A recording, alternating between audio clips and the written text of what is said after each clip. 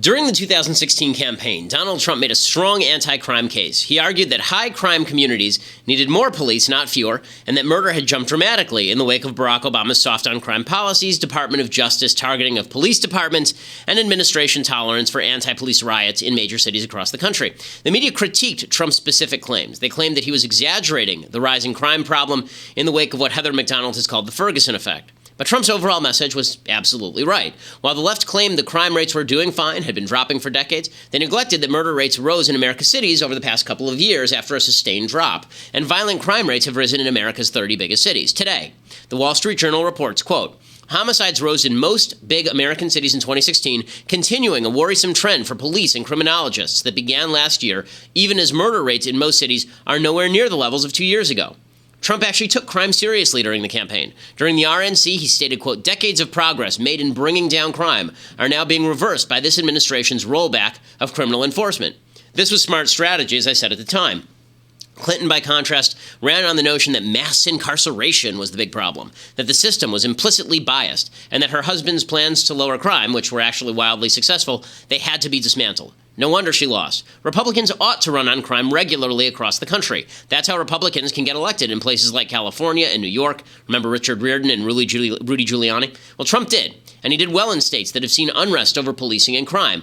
Wisconsin, of course, he won, saw a riot in Milwaukee. Michigan has seen continuing controversy over crime in Detroit. Pennsylvania has seen high rates of crime in Philadelphia. It's telling that Trump isn't talking about one of Republicans' top legislative priorities before his election, criminal justice reform. That's good news, given that notions of mass prison release seem ill-founded in light of America's rising crime problem. Trump sees something a lot of other Republicans don't. Crime matters, and so does safety, and he's going to stand up against both. I'm Ben Shapiro. This is The Ben Shapiro Show. Okay, so tons to get to today here on The Ben Shapiro Show. By the way, I am going to be hosting Mark Levin again this evening, so that should be a lot of fun. You're going to want to check that out. Before we go any further, have to say hello to our advertisers at Hint Water. Hint Water. So Hint Water is just, it's delicious stuff. You can go to hint.com/Ben, and you get this pretty major discount. It's normally $24 for a variety pack, and it includes 3 bottles of Hint's 4 most popular flavors, which are pineapple, watermelon, crisp apple, and blackberry. And the great thing about Hint is that it has no calories, and it's not full of non-organic stuff. It actually is great for kids, and it tastes better than water. So water is kind of boring. You get tired of drinking it. It's why I've been drinking sparkling water for a long time, but sparkling water apparently isn't that great for your bones, is what I've been hearing, actually. And Hint Water is a different thing. It actually allows you to enjoy water without the calories, and you get this great taste of flavor, and the flavors are really good. For $15, you can get the variety pack at drinkhint.com/Ben. That's drinkhint.com/Ben, and you get that for $15 instead of the normal $24.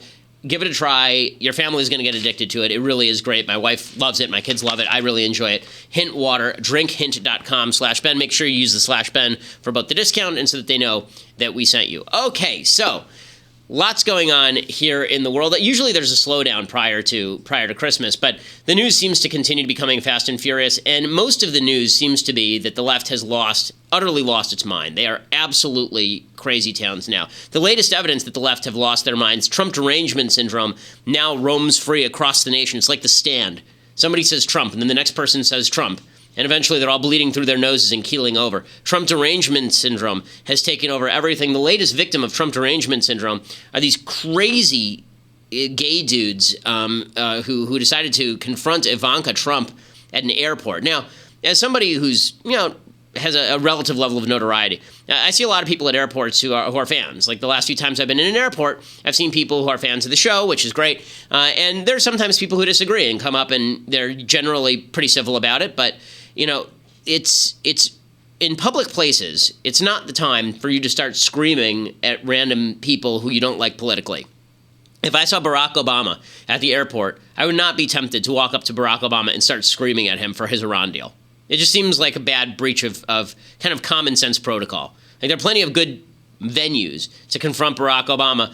At the airport doesn't seem like one of them. It's amazing how basic civility has gone by the wayside. What happened is that the internet has I think, created this feeling of incivility because you can hide behind anonymity. Even if your name's out there on the internet, you're not actually speaking to someone face to face, so you can say whatever you want, and that allows people to say things they would never say in person. See, what differentiates me from a lot of other folks is pretty much everything I say on Twitter. I also say directly to human beings, but most of the things that get said on Twitter are things that people don't say directly to other human beings. But as the internet culture becomes more pervasive, those lines start to get blurred. And so instead of people just acting like jackasses on Twitter and then in real life acting normally and civilly, it's bleeding over. So here's the story today. The story today is that this one guy decided that he was going to accost Ivanka Trump on a JetBlue flight. So according to TMZ, Ivanka was leaving JFK. She was seated in the coach area of the plane. First of all, good for Ivanka Trump flying coach. Like really, good for Ivanka Trump flying coach. That's kind of a neat thing to see. And she doesn't look like glamorous Ivanka there. She looks like a normal lady, which is kind of cool. And she's flying JetBlue coach. And by the way, contrary to common rumor put out by some of my political enemies, I always fly coach. Ivanka is just sitting there with her kids and with her husband. And this guy rushes up to her and starts yelling, "Your father is ruining the country," and then starts ranting, "Why is she on our flight? She should be flying private." Because why? Why should she be flying private? Why is that necessary? She has to be banished to the private plane? Matthew Lasner is the name of the guy's partner. He says, "Ivanka and Jared at JFK T5 flying commercial. My husband chasing them down to harass them. Hashtag banality of evil." Really? Banality of evil? Ivanka Trump, first of all, she's a Democrat. She probably agrees with you on half of your policies. But second of all, banality of evil actually is the idea that a normal person is capable of doing evil things. Well, it seems to me that a kind of evil thing is chasing down random people in the airport, naming where they are if they're prominent, and then cursing at them. That seems unpleasant. And I love the fact that Matthew Lasner, he actually says there, my husband chasing them down to harass them, not to speak with them, not to ask a question, to harass them. That is the entire goal here, is to harass Ivanka Trump and Jared for no apparent reason. And then afterward, this guy's partner got tossed off the flight. His husband, I guess, got tossed off the flight. And I put that back up for 1 second. And he then tweeted, "Ivanka, just before JetBlue kicked us off our flight, when a flight attendant overheard my husband expressing displeasure about flying with Trumps." And then he tweeted also, "Ivanka and Jared on our flight. My husband expressed displeasure in a calm tone. JetBlue staff overheard and they kicked us off the plane." Well, that's not what witnesses were saying. Witnesses were saying that they were disruptive of the flight, that they were being jerks, and that they were just cursing at Ivanka for no reason, or at least confronting and harassing Ivanka for no reason. And it's funny what the media run with. So the media, again, they complain about fake news this and fake news that. And then they run with a headline that says, these people are tossed from the plane after talking to Ivanka Trump. So they ignore the first tweet where they actually say the goal is to harass them, and they ignore the other people on the plane who say this was disruptive, and they just say, oh, it was just a talking to. It was just somebody talking to Ivanka Trump. Really, really gross stuff. And again, demonstrative of the fact that there are a lot of people who believe that, for the left, virtue signaling is more important than actual virtue. Virtue signaling trumps virtue. So signaling to all their friends on Twitter that they confronted Ivanka Trump, these people will be the toast of their cocktail party this evening. That's more important than them actually just being decent and, say, not confronting people in front of their children and yelling at them about their fathers, which is weird. By the way, this guy apparently was carrying his kid when he did it too, so nothing like dragging your own child into it as well. And this is not uncommon. It's becoming a bigger and bigger thing. There's some guy named, I guess they call him Monsieur Vogue. His name is André Leon Talley. And Maureen Dowd wrote a piece about him. He is a famous designer, and he's been dressing Melania Trump for a long time.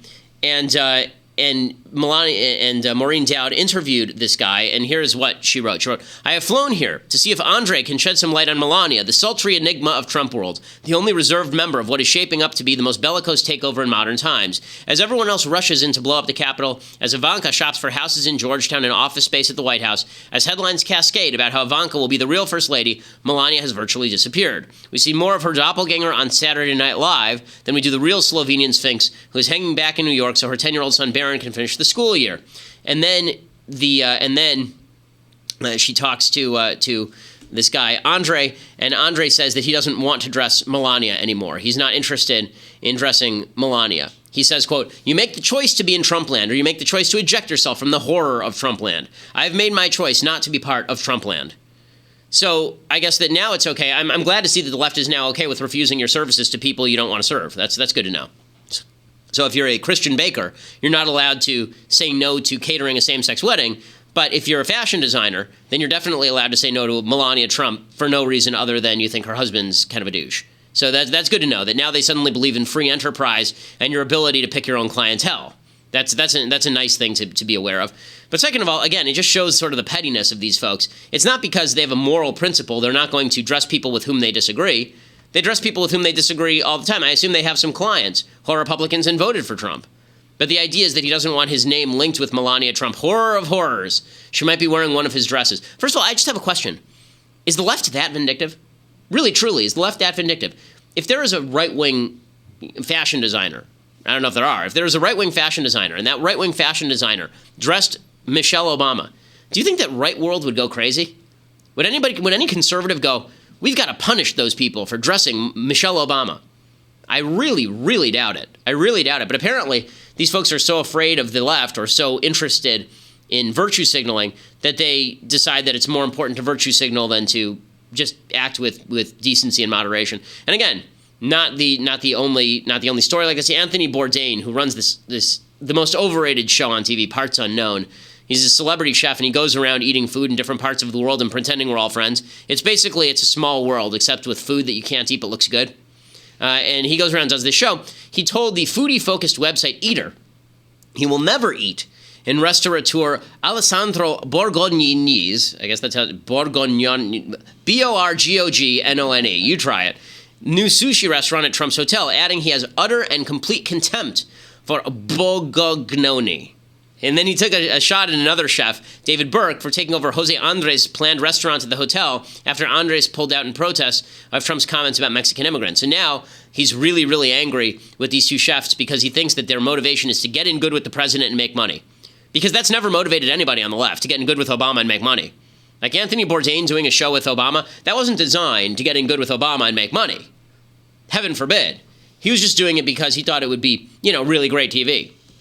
So the left is going nuts. They've decided they can't have anything to do with folks on the right. There's a story the other day that said that the person who is unfriending everybody on Facebook is Democratic women. Democratic women are really pissed, and if they see anybody who voted for Trump or is a Republican, they're unfriending them on Facebook, which gives the lie to this idea that it's your intolerant John Lithgow from Footloose uncle who's the source of all the discomfort in your family. Honestly, I've never seen that. Maybe it exists, but I've never seen it. Maybe it's because I'm a minority in our extended family. We're Republicans and everybody else is a Democrat. But from where I sit, it seems precisely the opposite.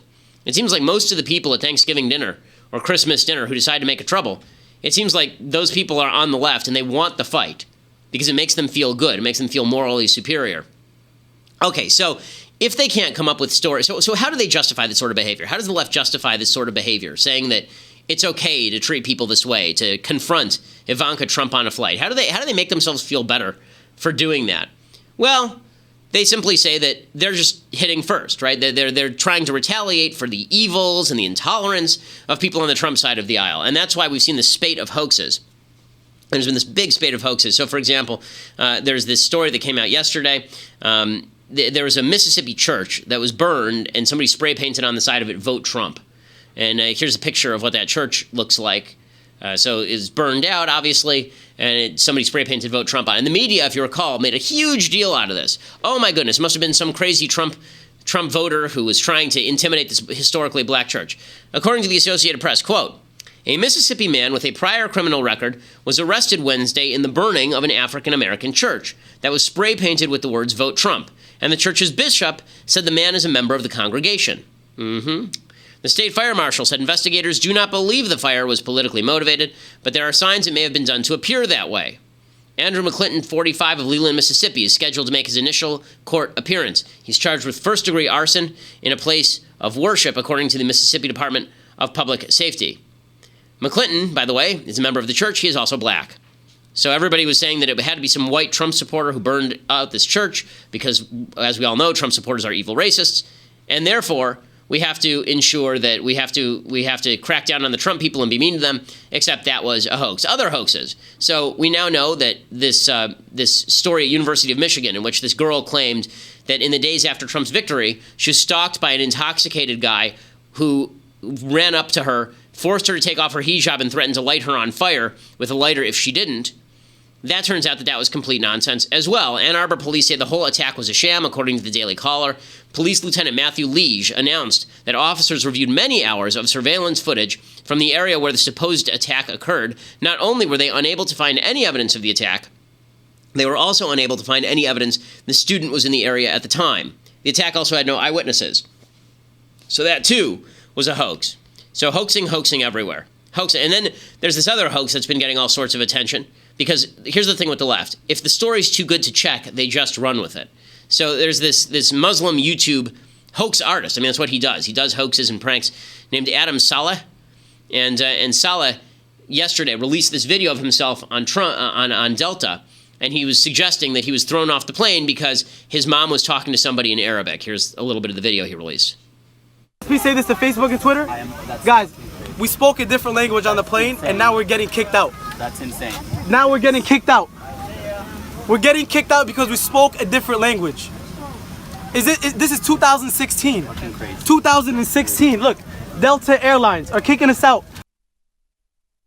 He claimed that this is what happened, and now it's turning out that the evidence tends to suggest that this was not true. He's a professional hoaxer. This is, he made headlines a few years ago, if you remember, by claiming that he squeezed into a tiny suitcase and flew in the baggage hold from Melbourne to Sydney. And that, of course, turned out to be absolute nonsense. He's done this. Apparently, he tried to pull the same prank on a different airline.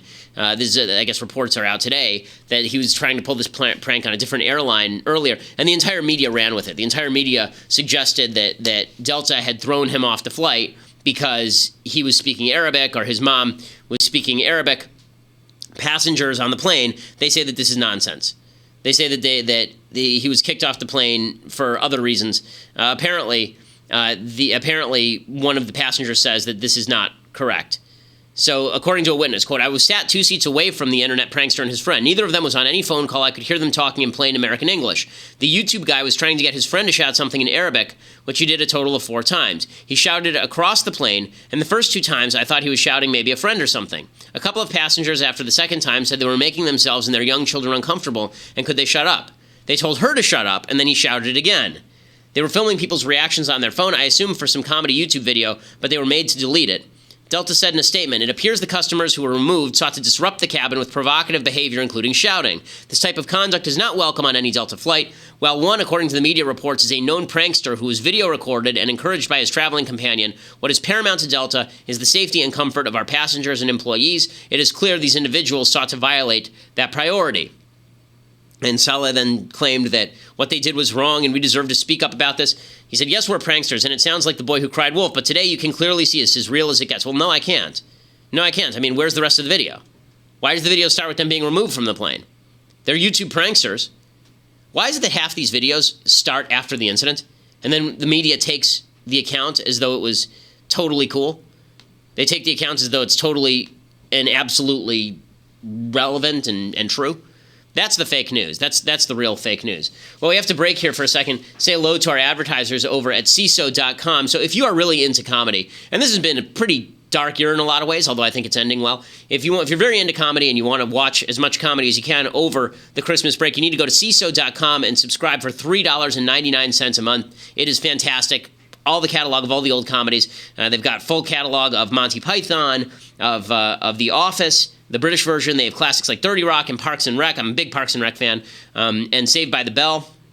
I mean, they have you have to check out their catalog and go to CISO.com and check it out. It really is great. They have all sorts of they have all sorts of different genres as well. Everything from the sketch and stand-up and improv to late-night comedy and mockumentaries. And you can spend hours just watching the comedy here. CISO.com, $3.99 a month. My wife and I really enjoy it. They have a bunch of original series as well. They have one that actually makes fun of Anthony Bourdain, which is great. It's called Hidden America with Jonah Ray. Anything that makes fun of Anthony Bourdain, I'm all in favor of, as you may have noticed. CISO.com, and you make sure that you use promo code BEN. And if you do that, then they give you 2 free months. And so that is an awesome deal. CISO.com, promo code BEN, $3.99 a month to subscribe. Okay, so so all these hoaxes have had the predictable effect, and that is they've created this impression that the country is deeply, deeply divided, when the truth is a lot of these stories are just not true. And it's driving people to do crazier and crazier things. Trump derangement syndrome is driven by actual fake news. I just gave you a bunch of examples of actual fake news, and it's driving people to be crazy. here's another story like this. A group of artists have now come together demanding that Ivanka Trump remove their artwork from her New York City apartment. The artists who formed the Halt Action Group have initiated the Dear Ivanka Instagram campaign as a way to protest President-elect Donald Trump through his daughter. So they're asking her to remove all the art from her apartment. Her answer should be, go screw yourself. I bought it. I own it. And you can't ask me to do anything with it. Really obnoxious stuff coming from the left. If you want to continue to polarize America along these lines, then please continue doing what you're doing. Well, as we continue over at dailywire.com, we're going to continue over there. Unfortunately, this brings us to the end of our Facebook Live feed. We have a lot more to get to, including Donald Trump's response to the terror attacks. We're going to talk about what I think is actually the big story of the day, which is Trump is now pushing executive action for tariffs, which is crazy towns. And we're going to get to a little bit of Bible talk a little bit later on here on the program. But you have to go to Daily Wire to do that. If you subscribe to Daily Wire, $8 a month, then that will get you access to dailywire.com. You get to check out the rest of this podcast live. You get to be part of the mailbag. We're doing an episode tomorrow, so we'll do the mailbag tomorrow. Get in your questions now. You buy an annual subscription for $8 a month, and you get a free copy of my book, True Allegiance, which has been doing really well. You get a free signed copy of my book, True Allegiance. Lots of goodies coming in the Daily Wire store soon. So make sure that you subscribe now, dailywire.com, and join us, the biggest conservative podcast in the United States.